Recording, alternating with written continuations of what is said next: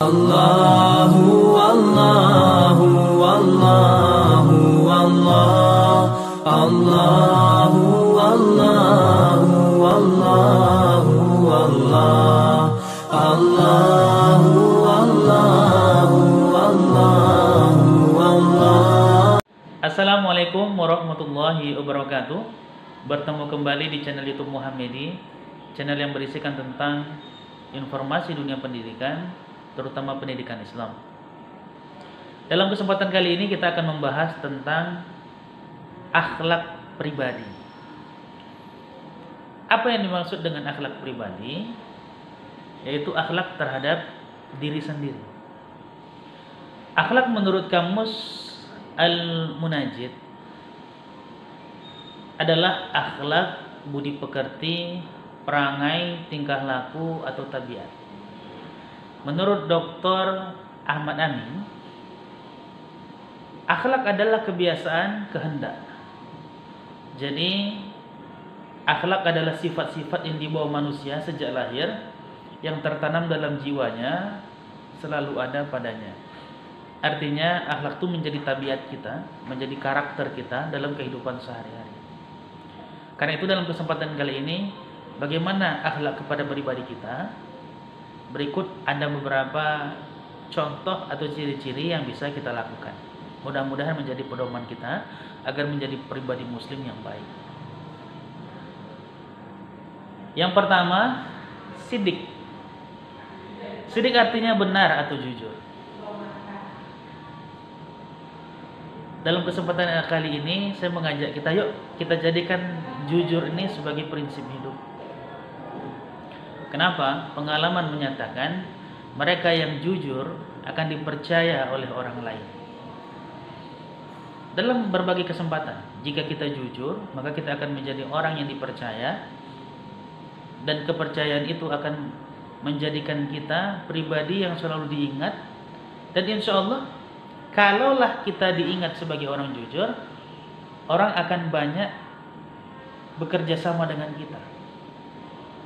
Tapi tolong dalam kondisi ini, jangan sekalipun kita berusaha untuk berbohong. Karena yang terjadi di masyarakat, kita awalnya dikenal sebagai orang jujur, tapi satu saja kebohongan yang kita lakukan, akhirnya kejujuran kita selama ini dianggap bohong. Yang kedua, akhlak kepada pribadi, amanah. Amanah artinya dapat dipercaya. Sifat amanah memang lahir dari kekuatan iman.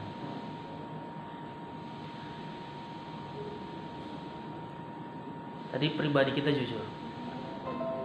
Kemudian karena kita jujur, kita diamanahkan oleh orang lain untuk memegang satu jabatan tertentu.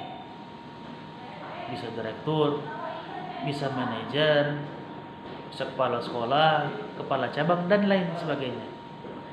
Dalam konteks ini, karena kita sudah dianggap sebagai pribadi jujur, mari kita amanah dengan sesuatu yang kita dipercayakan kepadanya. Jangan kita selewengkan kekuasaan kita. Jangan semena-mena. Insya Allah dengan prinsip amanah ini, selain kita jujur pada diri sendiri, kita juga jujur terhadap apa yang dipercayakan orang kepada kita. Dalam konteks ini, kenapa kita harus amanah? Maaf, terkadang kita sedih melihat pejabat-pejabat kita banyak yang ditahan oleh KPK, OTT, operasi tangkap tangan.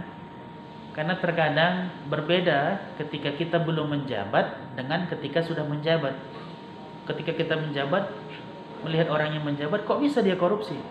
Tapi begitu nanti sudah duduk, empuk nikmat dalam jabatan itu, ternyata ada peluang-peluang untuk membuka kesempatan korupsi. Karena itu prinsipnya, selain jujur kepada diri sendiri, juga amanah terhadap apa yang dipercayakan orang lain kepada kita.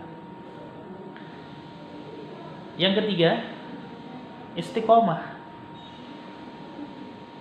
Istiqomah artinya rutin kita lakukan kebaikan-kebaikan.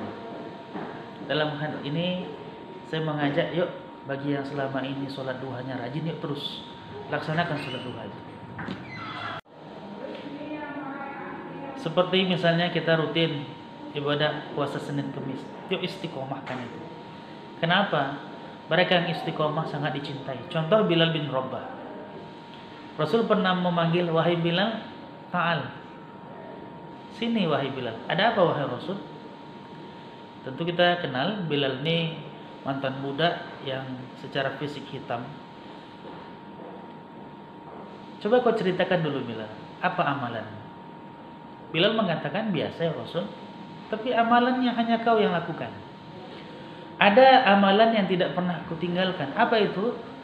Kalau aku batal wudu, aku ambil wudu, kemudian aku laksanakan sholat wudu 2 rakaat. Begitu seterusnya, buang angin, buang hajat, kena najis, batal, dia ambil wudu, kemudian dia laksanakan sholat sunat wudu 2 rakaat. Apa kata Nabi?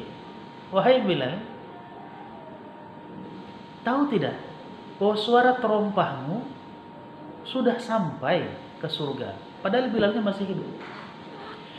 Jadi salah satu aset kita agar dapat menikmati surga Allah Subhanahu wa taala adalah dengan istiqomah.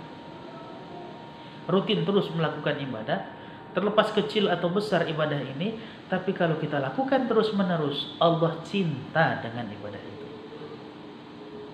Karena itu, dalam kesempatan kali ini saya mengajak kita semua, yuk, yang selama ini sudah rajin melakukan ibadah-ibadah dan cukup kita saja yang tahu, terus semangat kita lakukan.